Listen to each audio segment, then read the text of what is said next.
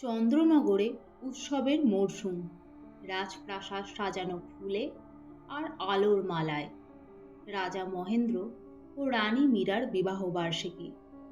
কিন্তু তারা জানে না আজকের দিনেও রাজকন্যা মধুবন্তী প্রতিদিনের মতো গোপনে বেরিয়ে পড়েছে শহরের পথে, সাধারণ মানুষের সুখ দুঃখকে নিজের চোখে দেখতে।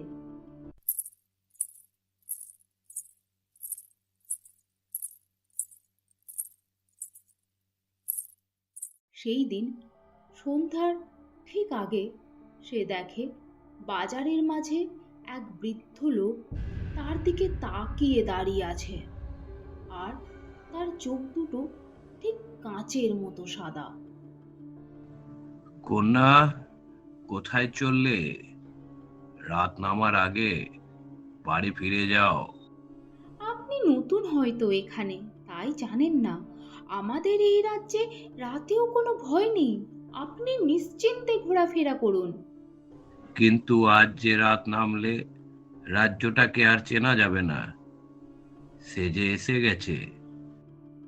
আপনি জানেন আমি কে? জানি রাজকন্যা, আর এটাও জানি এ রাজ্যের দক্ষিণ দেয়ালে অন্ধকার ছায়া পড়বে আজ রাতে। মধুবন্তী অবাক হয়ে চারিদিকে দেখতে থাকে, ভাবে লোকটা হয়তো পাগল, কোথা থেকে এসেছে কে জানে।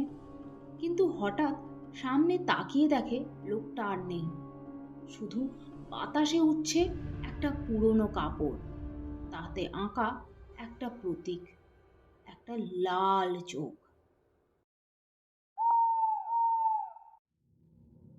রাত ঘনিয়ে এলে প্রাসাদে নেমে আসে নিস্তব্ধতা। রানী মীরা ঘুমে বিভোর, স্বপ্নে দেখেন রাজপ্রাসাদের দক্ষিণ টাওয়ারে একটা দরজা যেন খুলে যাচ্ছে, অথচ সেটার অস্তিত্ব রাজপ্রাসাদের মানচিত্রে নেই।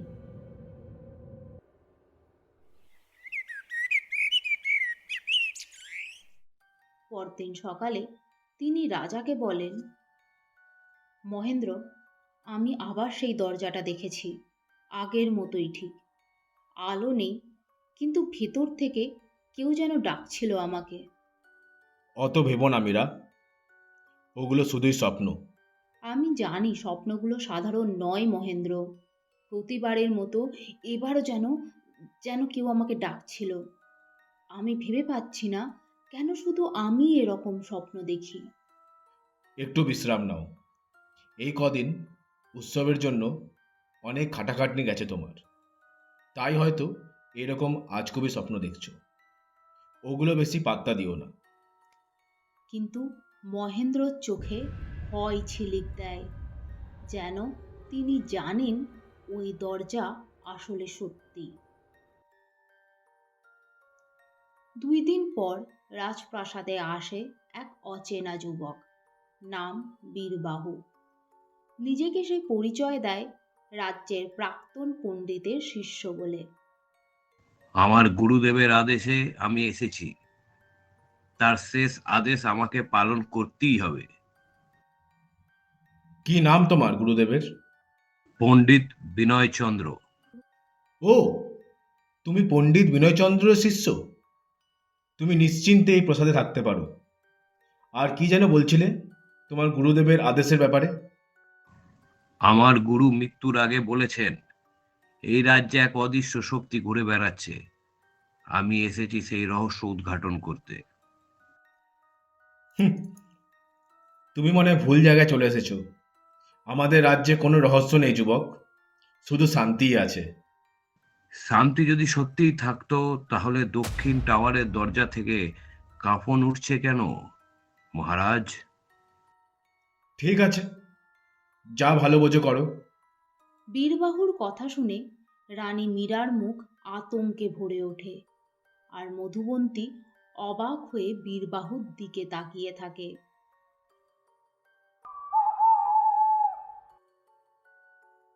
সেই রাতেই প্রাসাদের প্রহরীরা দেখে দক্ষিণ টাওয়ারের গায়ে হঠাৎ একটা কালো ছায়া নড়ছে, কিন্তু আশেপাশে কেউ নেই। ছায়াটা ধীরে ধীরে উপরের দিকে উঠতে থাকে। হঠাৎ এক প্রহরী চিৎকার করে পড়ে যায়, মুখে ভয়ঙ্কর আতঙ্ক। তার চোখে প্রতিফলিত হয় সেই লাল চোখের প্রতীকটা, যেটা বাজারে বৃদ্ধের কাপড়ে ছিল।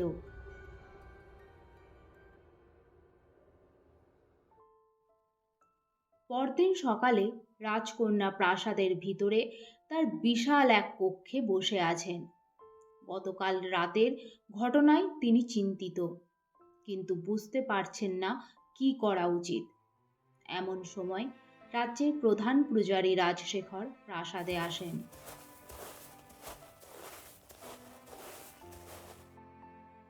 আশা করি রাজকন্যা নিশ্চয়ই জানবেন প্রাসাদে কি ঘটনা ঘটেছে। নমস্কার প্রধান পুরোহিত মশাই, আমি জানি কাল রাতের ঘটনা, কিন্তু এটা বুঝতে পারছি না যে কে করছে এসব। এই রাজ্যে কি হচ্ছে আর কেনই বা হচ্ছে, সেটা জানার জন্য রাজকন্যা তোমাকে এই রাজ্যের অতীত জানতে হবে। অতীত?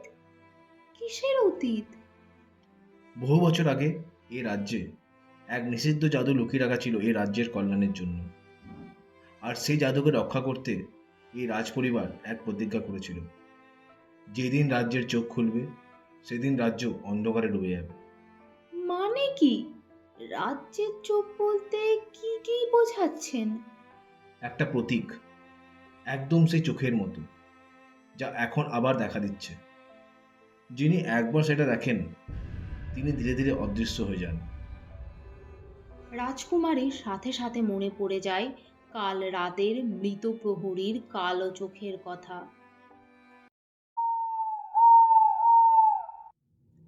রাতে সবাই ঘুমিয়ে গেলে মধুবন্তী একাই দক্ষিণ টাওয়ারের দিকে যায়।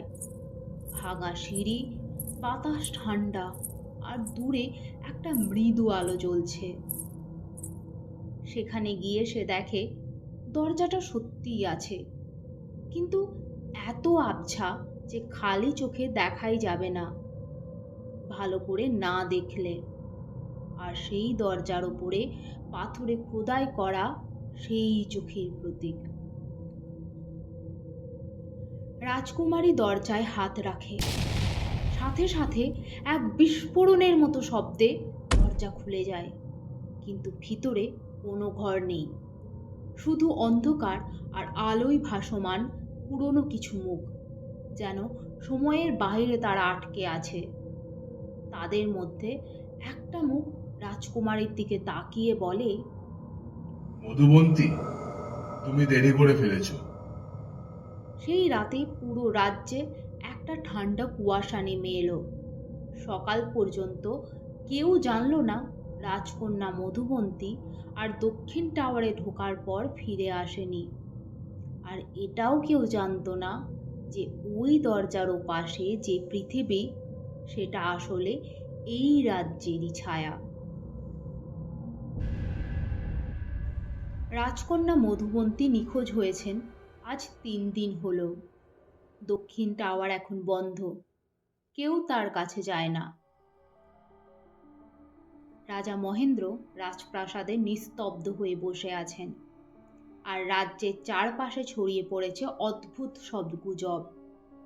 লোকেরা বলে রাতে কেউ কেউ রাজকন্যার কণ্ঠ শুনতে পায় বাতাসে ফিসফিস করে।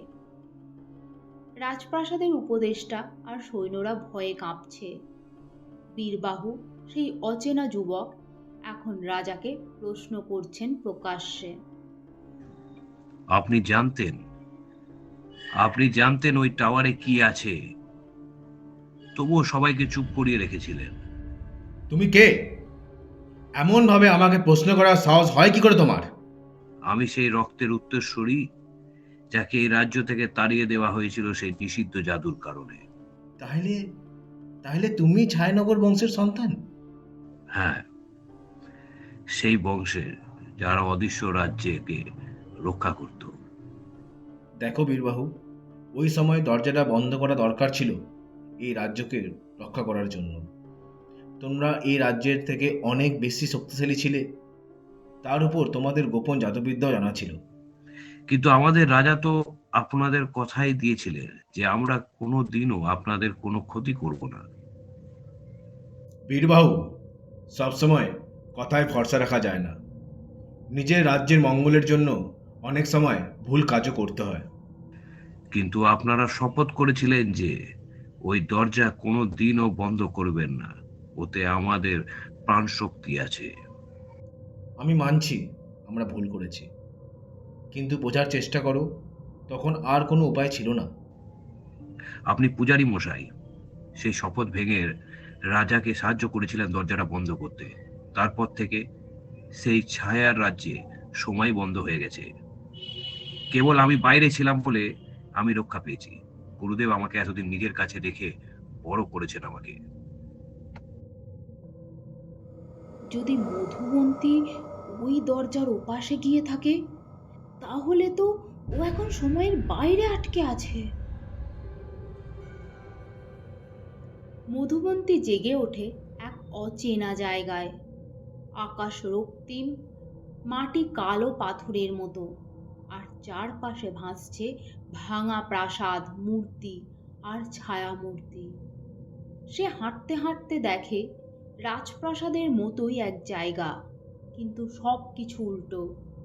যেখানে তার বাবা ছিলেন রাজা, সেখানে এখন বসে আছে এক অন্ধকার ছায়া। হুম, অবশেষে তুমি এলে, রাজকন্যা। কে তুমি? আমি তোমার রাজ্যের অদৃশ্য অংশ, চন্দননগরের ছায়া। যখন তোমাদের জগতে আলো জন্মায়, আমি জন্মাই অন্ধকারে। রাজা মহেন্দ্র চেয়েছিল আমাকে মুছে ফেলতে, কিন্তু যতক্ষণ এই রাজ্য আছে ততক্ষণ আমি আছি। কেউ আমাকে মুছতে পারবে না।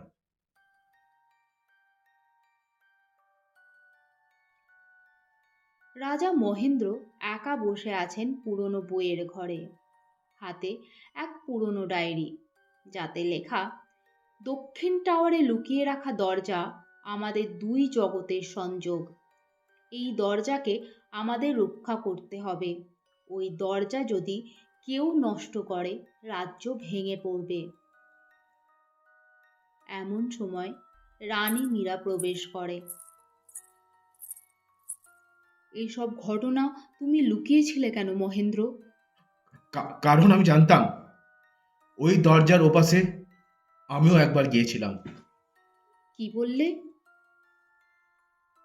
হ্যাঁ, বছর 15 আগে রাজশেখর আর আমি গিয়েছিলাম সেখানে। আমরা চেয়েছিলাম অদৃশ্য জাদুকে চিরতরে বন্দি করতে, কিন্তু আমি ভুল করেছি। সেদিন আমি নিজের ছায়াকে ওখানে দেখতে পাই। ভয় পেয়েছিলাম আমি, যদি সে এসে আমার রাজ্য দখল করতে চায়। তাই তাকে আমি বন্দি করে ওখানে রেখে দিয়েছিলাম। তোমার ছায়া? হ্যাঁ, হ্যাঁ, হ্যাঁ, আমার ছায়া। আর এখন সেটা ফিরে এসেছে, বীরবাহুর সাহায্যে আমাদের রাজ্যের উপর প্রতিশোধ নিতে।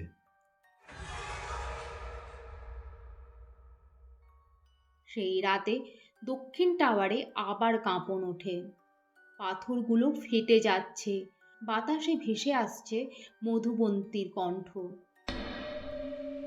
বাবা, দরজাটা খোলো, দরজাটা খোলো, আমি এখনো বেঁচে আছি। রাজা ছুটে যান টাওয়ারে। বীরবাহু তাকে থামাতে চায়।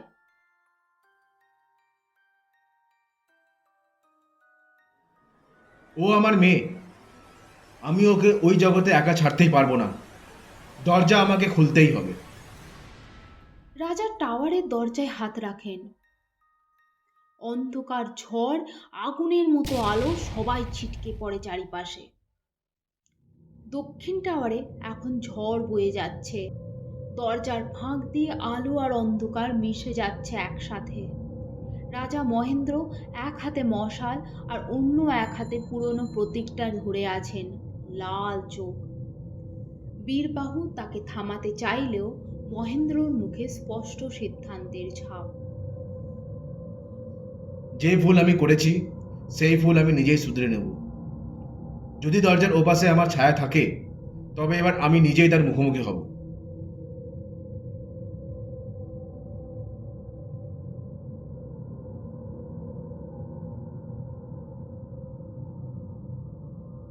না, হয়তো তবেই মুক্তি আসবে বীরবাহু।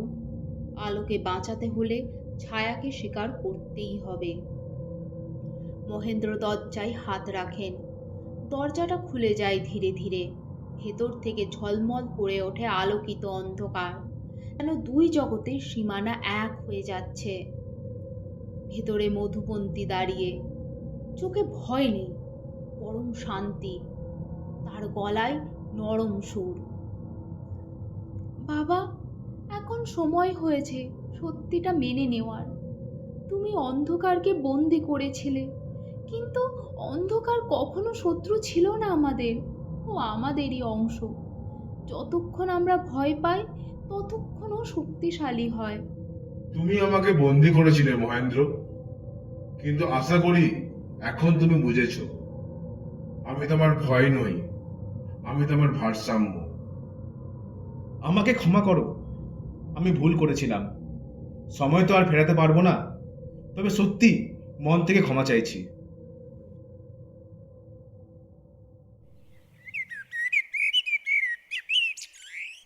ভোরের প্রথম আলোয় রাজপ্রাসাদ ঝলমল করছে। দক্ষিণ টাওয়ারের দরজা এখন সাদা পাথরে বদলে গেছে, আর লাল চোখের প্রতীকটাও মিলিয়ে গেছে। রাজা মহেন্দ্র দাঁড়িয়ে আছেন প্রাসাদের বারান্দায়, মুখে প্রশান্তি। পাশে রানী মীরা, সামনে মধুবন্তী। কারণ আলোকে জিততে হলে অন্ধকারকে ভয় পেলে হবে না, বুঝতে ও শিখতে হবে তাকে। আজ থেকে চন্দ্রনগর শুধু এক রাজ্য নয়, দুই জগতের শান্তির প্রতীক হবে। প্রত্যেক রাজ্যেরই থাকে তার অদৃশ্য অংশ। যেখানে ভয় লুকায় ভালোবাসা টিকে থাকে, আর আলো জানে ছায়া ছাড়া সে অসম্পূর্ণ।